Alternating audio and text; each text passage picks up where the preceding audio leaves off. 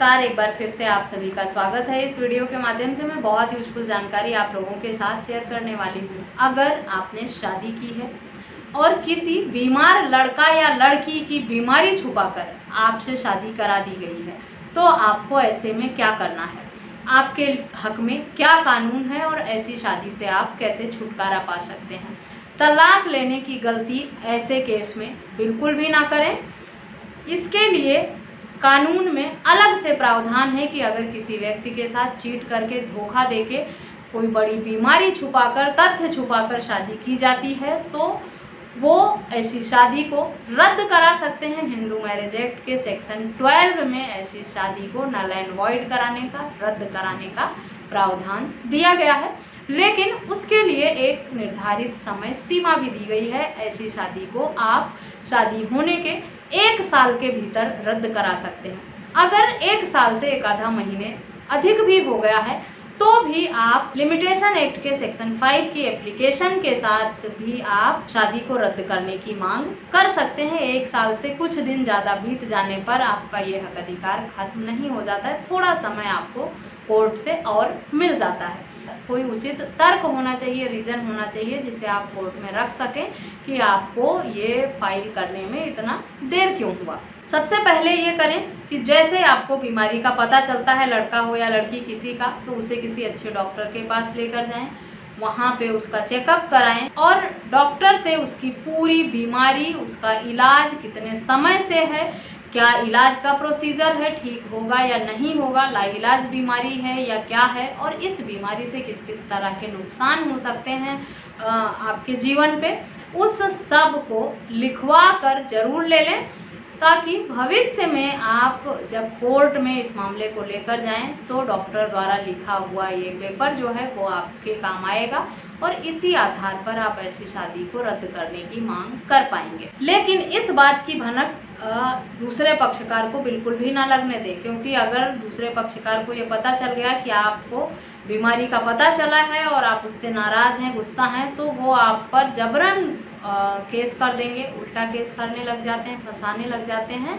अपनी इमेज बचाने के लिए और अपनी गलती को छुपाने के लिए। इसीलिए दूसरे पक्षकार को इसकी भनक बिल्कुल भी ना लगने दें और अगर लगे भी उनको इस बात का पता तो बस बहुत प्यार से, हम्बल तरीके से ही कहें कि कुछ इनको समस्याएं हैं जिसे मैं डॉक्टर को दिखाना चाहता हूं। अगर इससे पहले किस समस्या का आपने कहीं ट्रीटमेंट कराया है, किसी डॉक्टर से इलाज कराया है, तो उसका जो प्रिस्क्रिप्शन है वो दे दें या जो भी मेडिसिन प्रिस्क्राइब किया है डॉक्टर ने वो हमें दे दें ताकि हम आगे इनके इलाज में उसका उपयोग कर सकें। किसी भी तरह का गुस्सा या नाराज़गी ना दिखाएं, नहीं तो आप पर केस उल्टा पड़ जाएगा।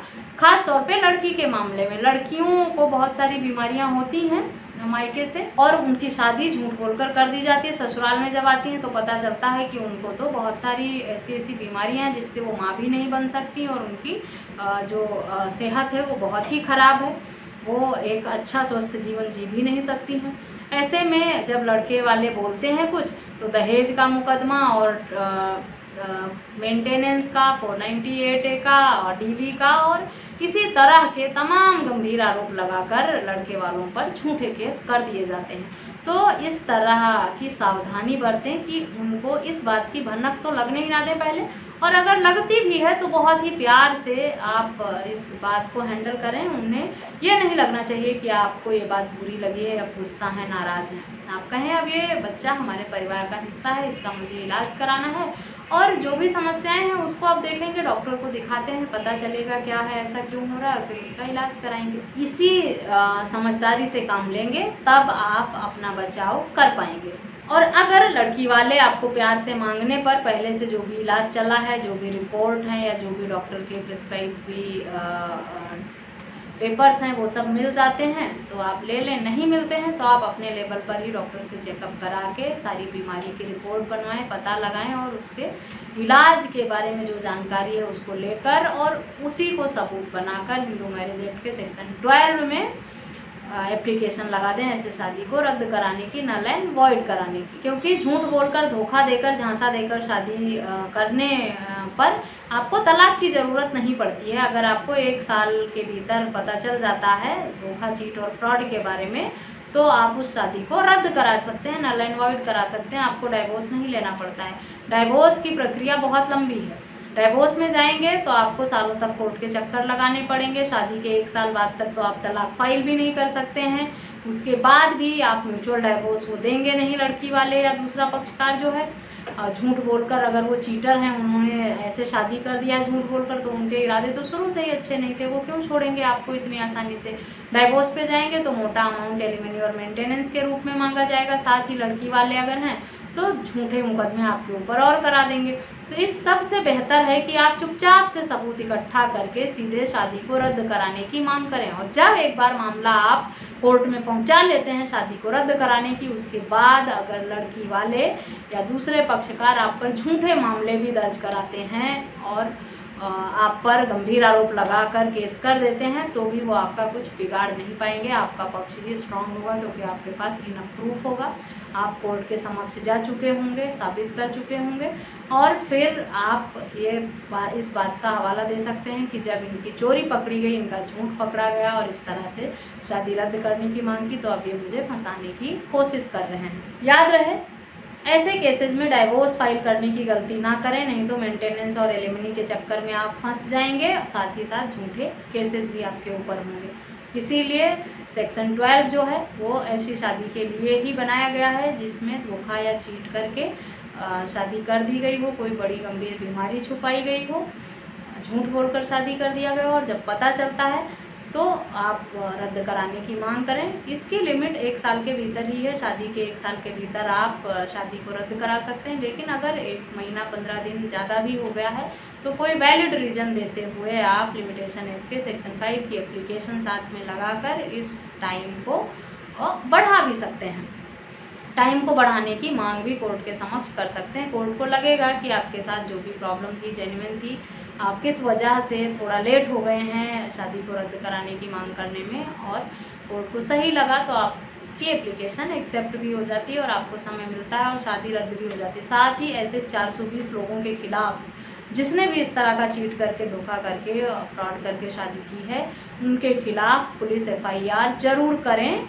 क्रिमिनल केसेस के अंतर्गत जिस तरह के उन्होंने झूठ बोले हैं, चीट किए हैं, फ्रॉड किए हैं आपके साथ, उसी हिसाब से उन पर सेक्शन लगाए जाएंगे। अगर लड़के वाले आप हैं तो लड़की वालों के खिलाफ आसानी से आप पुलिस में FIR दर्ज नहीं करा पाएंगे, आपको कोर्ट की शरण में जाना होगा। सीधे कोर्ट से मजिस्ट्रेट ऑर्डर पे आप FIR करा के ऐसे लोगों को पनिशमेंट दिला सकते हैं। किसी के बहकावे में ना आए, क्योंकि लोग क्या कहते हैं, अब गलती हो गई, जो भी था हो गया, शादी हो गई है, भूल जाओ, छोटा मोटा झूठ बोला है या बीमारी है, अब शादी तो कर ही लिया है, निभाना तो पड़ेगा। अगर आप लोगों की इस तरह की बातें सुनकर उनकी बातों में आ गए तो आपको बहुत बड़ा भुगतान करना पड़ेगा इस गलती का। आप ठंडे दिमाग से सोचें कि अगर कोई ऐसी गंभीर बीमारी है, कोई लड़की ऐसी है जिसको इस तरह की गंभीर बीमारी है कि वो आपको वारिस नहीं दे सकती, वो सेक्सुअली फिट नहीं है, अपने पार्टनर को संतुष्ट नहीं कर सकती है, या उसको कोई ऐसी बीमारी है छुआछूत की जो आपके बच्चे को भी लग सकती है, तो आप उस पार्टनर को अपने घर में कैसे रखेंगे? लोगों के दबाव में आकर, बहकावे में आकर अगर आपने गलती कर दी, 1 साल का समय निकाल दिया, तो फिर आपको तलाक के लिए ही कोर्ट के चक्कर लगाने पड़ेंगे। और कोर्ट जब तलाक के लिए जाएंगे तो आप इतना एलिमनी दीजिए, इतने हज़ार मेंटेनेंस दीजिए महीने का, इतनी प्रॉपर्टी में हिस्सा दीजिए, और साथ ही मुफ्त में बहुत सारे आरोप लड़के पक्ष के ऊपर ले लीजिए। आपकी ससुर ने छेड़ा, जेठ ने बदतमीजी की, मेरे साथ ये हुआ, रेप करने की कोशिश किया, छेड़छाड़ हुई मेरे साथ, इस सब तरह के आरोप बहुत आसानी से लड़कियां लगा देती हैं, सिर्फ इसलिए कि वो जैसा चाहते हैं वैसा ही आप करें, वैसा ही सुने और उन्हीं के हिसाब से चलें, तो फिर आप पे झूठे केस नहीं किए जाएंगे। तो इस सब से बचना है अगर, तो जो इंसान शुरू में इतना बड़ा चीट किया है, धोखा दिया है, आपको गलत तरीके से फंसाया है, वो गलत इरादे के साथ ही आपके घर में घुसा है, आपसे रिश्तेदारी उसने बनाई है, और आगे भी वो जैसे जैसे मौके मिलते जाएंगे आपको फंसाता चला जाएगा, आपके साथ गलत करता चला जाएगा और कानून का मिसयूज करता रहेगा, आपको परेशान करता रहेगा। इसीलिए शुरुआती दौर में ही इस तरह के रिश्ते को खत्म कर लेने में ही भलाई है। कानून जो था या जो समाज में चल रहा है या जो आपके लिए बेहतर विकल्प है, ऑप्शन है, उसे मैंने बताने का प्रयास किया है। बाकी जीवन आपका है, शादी आपने की है, फैसला भी आप ही करें कि आपको एक झूठे रिश्ते को दबाव में आकर जीवन भर झेलना है या मुक्ति पाकर सुकून से शांति से आप जीना चाहते हैं। डिसीजन आपको ही लेना होगा कि आप किसी झूठे फ्रॉड इंसान के साथ पूरी लाइफ रहना चाहेंगे, उससे टॉर्चर होना चाहेंगे, प्रताड़ित होना चाहेंगे, या फिर ऐसे लोगों को सबक सिखाकर और खुद को आज़ादी से सुकून से जीते हुए देखना चाहते हैं। क्योंकि जो इंसान शुरुआती दौर में आपका इतना मिसयूज़ कर सकता है, आपका इतना फ़ायदा उठा सकता है, आपके साथ इस हद तक फ्रॉड चीट कर सकता है, वो आगे जाकर सब अच्छा ही करेगा, कुछ बुरा नहीं करेगा, इस बात की क्या गारंटी। इस वीडियो में बस इतना ही। वीडियो यूज़फुल लगी है तो चैनल को सब्सक्राइब करना और अधिक से अधिक लोगों के साथ शेयर करना बिल्कुल भी ना भूलें। इस वीडियो में बस इतना ही। मिलते हैं नेक्स्ट वीडियो में, तब तक के लिए थैंक यू एंड बाय।